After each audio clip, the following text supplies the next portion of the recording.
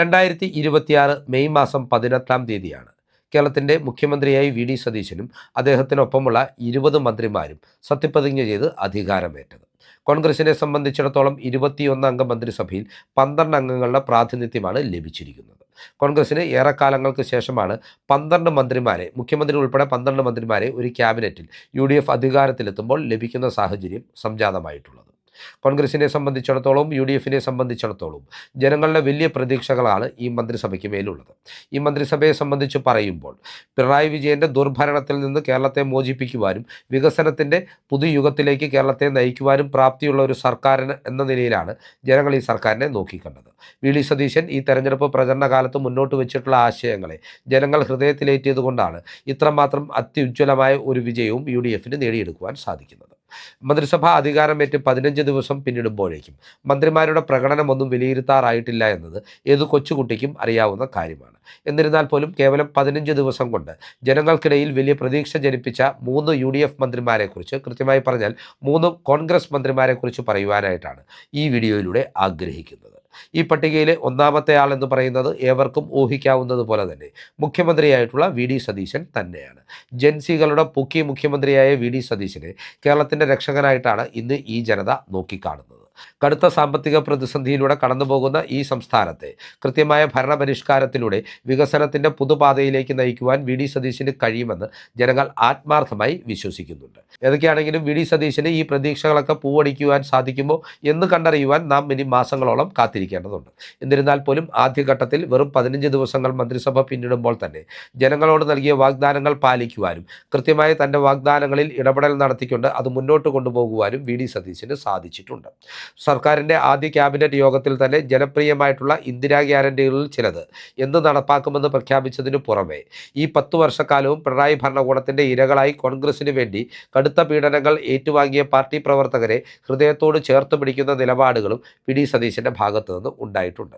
അതുപോലെ തന്നെ ജൻസികളുമായി ബന്ധപ്പെട്ട് വാഹന മോഡിഫിക്കേഷനുമായി ബന്ധപ്പെട്ട് താൻ നൽകിയ ഒരു വാഗ്ദാനം പാലിക്കുവാനും വി.ഡി. സതീശന് ഇതിനോടകം തന്നെ കഴിഞ്ഞിട്ടുണ്ട്. വി.ഡി. സതീശൻ എന്ന നേതാവ് ജനങ്ങൾക്കിടയിൽ ഇത്രമാത്രം പ്രതീക്ഷ ഉണർത്തുന്ന ഒരു വ്യക്തിത്വമായി മാറുന്നത് സാമ്പത്തിക മാനേജ്മെൻറ്റിൽ അദ്ദേഹത്തിന് കൃത്യമായ ഒരു കാഴ്ചപ്പാടും വൈദഗ്ധ്യവും ഉണ്ട് എന്നുള്ള അവരുടെ വിശ്വാസം മൂലമാണ്. ആ വിശ്വാസം കാത്തു സംരക്ഷിക്കുന്ന നിലയിലുള്ള ഇടപെടൽ നടത്തുവാനും വി.ഡി. സതീശന് ഇതിനോടകം സാധിച്ചിട്ടുണ്ട്. പിണറായി ഗവൺമെൻറ്റിൻ്റെ വ്യാജ പ്രചരണങ്ങളെ പൊളിച്ചടുക്കിക്കൊണ്ട് സംസ്ഥാനത്തിൻ്റെ ഗുരുതര പ്രതിസന്ധിയിലായിട്ടുള്ള സാമ്പത്തിക രംഗത്തിൻ്റെ സമഗ്ര ചിത്രമാണ് വൈറ്റ് പേപ്പറായി അല്ലെങ്കിൽ ധവളപത്രമായി ഈ കഴിഞ്ഞ ദിവസം നിയമസഭയിൽ വി.ഡി. സതീശൻ എന്ന മുഖ്യമന്ത്രി അവതരിപ്പിച്ചത്. സാങ്കേതികമായി ട്രഷറിയിലെ ബാലൻസ് ചൂണ്ടിക്കാണിച്ചുകൊണ്ട് ലക്ഷക്കണക്കിന് കോടി രൂപയുടെ കടത്തിൻ്റെ കണക്കുകൾ മറച്ചു വെച്ചുകൊണ്ടാണ് പിണറായി സർക്കാർ മുന്നോട്ട് പോയത്. ഈ ഭീകരമായിട്ടുള്ള കടക്കണിയിൽ നിൽക്കുന്ന ഈ സംസ്ഥാനത്തെ കൃത്യമായ വികസനത്തിൻ്റെ പാതയിലേക്ക് എത്തിക്കുവാനുള്ള കർമ്മ പദ്ധതി തനിക്കുണ്ട് എന്നതുകൂടി ഈ വൈറ്റ് പേപ്പറിലൂടെ വി.ഡി. സതീശൻ വ്യക്തമാക്കുന്നുണ്ട്. സമഗ്രമായ ഭരണപരിഷ്കാരങ്ങൾ നടത്തി ടാക്സ് അഡ്മിനിസ്ട്രേഷൻ സംവിധാനം മെച്ചപ്പെടുത്തിക്കൊണ്ട് കാര്യക്ഷമത വർദ്ധിപ്പിച്ചുകൊണ്ട് കേരളത്തിൻ്റെ വികസനത്തിൻ്റെ പാതയിലേക്ക് നയിക്കുവാൻ കഴിയുമെന്നുള്ള ആത്മവിശ്വാസമാണ് വി.ഡി. സതീശൻ എന്ന നേതാവ് പങ്കുവെക്കുന്നത്. 2026 ജൂൺ മാസം 19-ാം തീയതിയായിരിക്കും കേരളത്തിൻ്റെ മുഖ്യമന്ത്രി കൂടിയായിട്ടുള്ള ധനകാര്യ വകുപ്പിൻ്റെ ചുമതല വഹിക്കുന്ന വി.ഡി. സതീശൻ എന്ന നേതാവ് തൻ്റെ സർക്കാരിൻ്റെ ആദ്യ ബഡ്ജറ്റ് നിയമസഭയിൽ അവതരിപ്പിക്കുക. ഇത്തരത്തിലുള്ള തൻ്റെ ആദ്യ ബഡ്ജറ്റിൽ തന്നെ കൃത്യമായ പുരോഗതിയിലേക്കുള്ള കേരളത്തിൻ്റെ റോഡ് മാപ്പ് വി.ഡി. സതീശൻ അവതരിപ്പിക്കുമെന്നുള്ള പ്രത്യാശയോടുകൂടിയാണ് ജനങ്ങൾ കാത്തിരിക്കുന്നത്.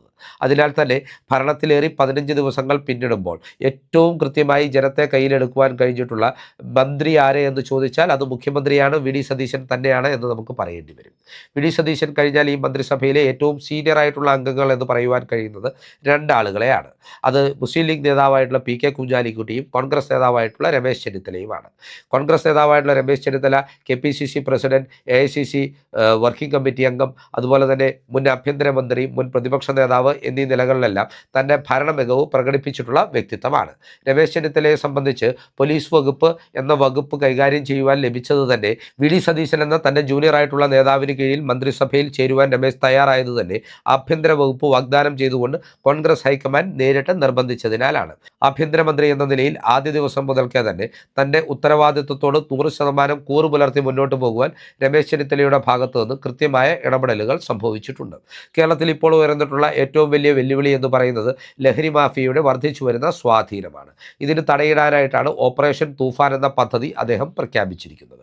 ഈ പദ്ധതി പ്രഖ്യാപിക്കുക മാത്രമല്ല, കേരളത്തിൻ്റെ മിക്കയിടങ്ങളിലും കൃത്യമായി ഈ പദ്ധതിയുമായി മുന്നോട്ട് പോകുവാൻ ഇപ്പോൾ പോലീസിനെ സജ്ജമാക്കുവാനും അദ്ദേഹത്തിന് സാധിച്ചിട്ടുണ്ട്. അനവധി ലഹരി കേസുകളാണ് ഈ കഴിഞ്ഞ ദിവസങ്ങളിൽ മാത്രം ഈ പദ്ധതി പ്രഖ്യാപിച്ചതിന് പിന്നാലെ കേരളത്തിൽ രജിസ്റ്റർ ചെയ്തിട്ടുള്ളത്. ലഹരി മാഫിയയുടെ അടിവേരറുക്കുക എന്ന കൃത്യമായ ലക്ഷ്യത്തോടു കൂടി ആഭ്യന്തരമന്ത്രിയായ രമേശ് ചെന്നിത്തല മുന്നോട്ട് പോകുമ്പോൾ കേരളത്തിലെ ജനങ്ങൾ ഈ ഒരു തീരുമാനത്തെ സഹൃദയമാണ് സ്വാഗതം ചെയ്യുന്നത്. അവർ ഹൃദയത്തോട് ചേർത്ത് വെച്ചുകൊണ്ട് തന്നെ രമേശ് ചെന്നിത്തല എന്ന ആഭ്യന്തരമന്ത്രിയെ അംഗീകരിക്കുകയും ചെയ്യുന്നുണ്ട്. അങ്ങനെ നോക്കുമ്പോൾ വി ഡി സതീശൻ മന്ത്രിസഭയിൽ മുഖ്യമന്ത്രി കഴിഞ്ഞാൽ ഏറ്റവും അധികം പ്രതീക്ഷ ഉണർത്തുന്ന ഒരു മന്ത്രിയായി കേരളത്തിൻ്റെ ആഭ്യന്തരമന്ത്രിയായ വിജിലൻസ് വകുപ്പ് കൂടി കൈകാര്യം ചെയ്യുന്ന രമേശ് ചെന്നിത്തല മാറിക്കഴിഞ്ഞു എന്നും നിസ്സംശയം നമുക്ക് പറയുവാൻ സാധിക്കും. ഈ പട്ടികയിലുള്ള അവസാനത്തെ ആൾ അല്ലെങ്കിൽ മൂന്നാമത്തെ ആൾ എന്ന് പറയുന്നത് ആരോഗ്യമന്ത്രിയായിട്ടുള്ള കെ മുരളീധരനാണ്. രണ്ടാം പിണറായി മന്ത്രിസഭയുടെയും CPM-ൻ്റെയും ഈ തെരഞ്ഞെടുപ്പ് തോൽവിക്ക് പ്രധാനപ്പെട്ട ഒരു കാരണം ആരോഗ്യമന്ത്രി എന്ന നിലയിൽ വീണ ജോർജ് നടത്തിയ ഏറ്റവും മോശപ്പെട്ട പ്രകടനമാണ് എന്ന ആക്ഷേപം പാർട്ടിക്കുള്ളിലും മുന്നണിക്കുള്ളിലും ഇപ്പോഴും ഉയർന്നു വരുന്നുണ്ട്. അതുകൊണ്ട് തന്നെ ഏറെ വെല്ലുവിളികൾ നിറഞ്ഞിട്ടുള്ള ഒരു വകുപ്പായിട്ടാണ് ആരോഗ്യവകുപ്പിനെ ആളുകൾ നോക്കിക്കണ്ടത്. ഈ ഘട്ടത്തിലാണ് UDF മന്ത്രിസഭയിൽ ആരോഗ്യവകുപ്പ് ഏറ്റെടുത്തുകൊണ്ട് കെ മുരളീധരൻ എന്ന പരിണതപ്രജ്ഞനായ നേതാവ് സധൈര്യം കടന്നു വരുന്നത്.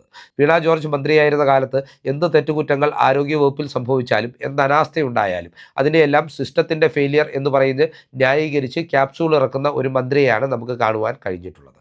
എന്നാൽ സിസ്റ്റത്തിൽ ഒരുപാട് പോരായ്മകളുണ്ട് എന്ന് അംഗീകരിക്കുമ്പോൾ തന്നെ കൃത്യമായ ഇടപെടലുകൾ നടത്തി ആ പോരായ്മകൾ പരിഹരിച്ച് മുന്നോട്ട് പോകുവാനാണ് താൻ താല്പര്യപ്പെടുന്നത് എന്ന തൻ്റെ നയം വ്യക്തമാക്കിക്കൊണ്ടാണ് ഓരോ ദിവസവും ആരോഗ്യമന്ത്രിയായിട്ടുള്ള കെ മുരളീധരൻ മുന്നോട്ട് പോകുന്നത്. അദ്ദേഹം അധികാരത്തിലേറിയതിന് തൊട്ടു പിന്നാലെ ഈ പരിമിതമായ ദിവസങ്ങൾക്കിടയിൽ തന്നെ ആരോഗ്യവകുപ്പിൻ്റെ സർക്കാർ ആശുപത്രികൾക്ക് കീഴിൽ നിരവധി ചികിത്സാ അനാസ്ഥ ഉണ്ടായതുമായി ബന്ധപ്പെട്ടിട്ടുള്ള ആരോപണങ്ങൾ ഉയർന്നു വന്നിട്ടുണ്ടായിരുന്നു. കൃത്യമായ ഇടപെടലുകൾ ഈ വിഷയത്തിൽ നടത്തിക്കൊണ്ട് ഫലപ്രദമായ നടപടികൾ സ്വീകരിക്കുവാൻ ഈ ചുരുങ്ങിയ ദിവസത്തിനുള്ളിൽ തന്നെ ഈ വിഷയങ്ങളിൽ കെ മുരളീധരന് സാധിച്ചിട്ടുണ്ട് എന്നത് തന്നെ അദ്ദേഹത്തിൻ്റെ കഴിവിൻ്റെ ഒരു പ്രകടനമായി നമുക്ക് വിലയിരുത്തുവാൻ സാധിക്കുന്ന ഒരു കാര്യമാണ്.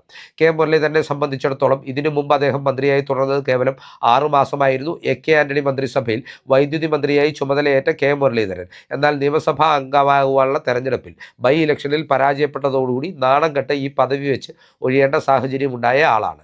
എന്നാൽ ഇത്തവണ അങ്ങനെ ആയിരിക്കില്ല താൻ എന്ന കൃത്യമായ നിശ്ചയദാർഢ്യത്തോടു കൂടി തന്നെയാണ് ആരോഗ്യവകുപ്പിലേക്ക് കെ മുരളീധരൻ കടന്നു വന്നിരിക്കുന്നത്. ആരോഗ്യവകുപ്പിൻ്റെ പ്രവർത്തനങ്ങളുമായി ബന്ധപ്പെട്ട് കൃത്യമായ ബോധ്യങ്ങളുള്ളവരെ തന്നെ പേഴ്സണൽ സ്റ്റാഫിൽ ഉൾപ്പെടുത്തുവാനും കെ മുരളീധരന് സാധിച്ചിട്ടുണ്ട്. അതിനാൽ തന്നെ ഭരണപരിചയക്കുറവ് എന്ന് പറയുന്ന ഒരു വിഷയം മുരളീധരന് ഉണ്ടാവില്ല എന്ന കാര്യത്തിലും തർക്കമില്ല. അതുപോലെ തന്നെ സർക്കാർ ആശുപത്രികളിലെ പ്രവർത്തന സംവിധാനം പുനഃക്രമീകരിച്ചുകൊണ്ട് രോഗികൾക്കും കൂട്ടിരിപ്പുകാർക്കും പരമാവധി ഉപകാരപ്രദമാകുന്ന രീതിയിലുള്ള ക്രമീകരണങ്ങൾ ഉണ്ടാക്കുവാനുള്ള നിർദ്ദേശങ്ങളും കെ മുരളീധരൻ ഇതിനോടകം തന്നെ നൽകിയിട്ടുമുണ്ട്. ഇത്തരം പുനഃക്രമീകരണങ്ങളുടെ പൈലറ്റ് ടെസ്റ്റിംഗ് കേരളത്തിലെ പല വലിയ സർക്കാർ ആശുപത്രികളിലും ഇതിനോടകം ആരംഭിച്ചിട്ടുമുണ്ട്. ഇത്തരത്തിൽ കെ മുരളീധരൻ എന്ന ആരോഗ്യമന്ത്രിയെ സംബന്ധിച്ചും കേരള ജനത ഏറെ പ്രതീക്ഷകളാണ് വെച്ചു പുലർത്തുന്നത്.